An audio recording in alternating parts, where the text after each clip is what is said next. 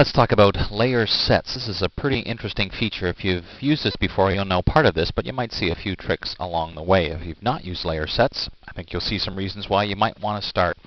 Now I've put my layers palette on this side simply because I want to be able to use this pop-up menu and have you see it.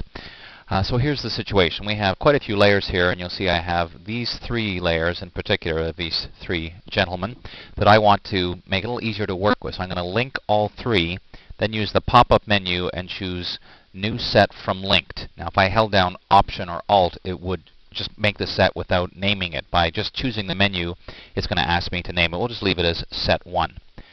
And you see right away there's a new set's been created. It has my three layers in it.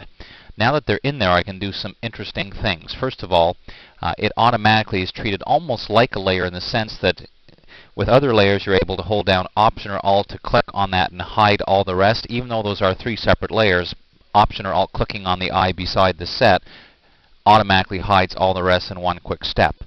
Secondly, if I decide I want to transform these layers, I don't have to link them anymore. Inside the set they're not linked, but because they're in the set, I can press Command or Control T for free transform, and now it will transform all three as if they were linked together. The other kind of neat thing is, as you'll see here, 2 out of the 3 layers already have a layer mask on them. But because these are in a set, I can actually add a layer mask to the entire set. And if I take my paintbrush, and you can see it's actually masking all 3. So in effect, it's masking the mask. So that's another interesting concept as well. I'm just going to throw away that layer mask and discard it. The other interesting thing we can do is, let's say in this set, I wanted to add up here an adjustment layer like hue saturation. And we'll just go ahead and colorize that. Doesn't really matter what the color is. But you can see it's affecting not only this set, but everything, even though it's in the set. And that's because by nature, the set has a special blend mode called pass-through, which basically means just don't have any effect. Just pretend it's not in the set. But if we change the blend mode of this set from pass-through to normal, then you'll see this adjustment layer only affects the layers inside the set.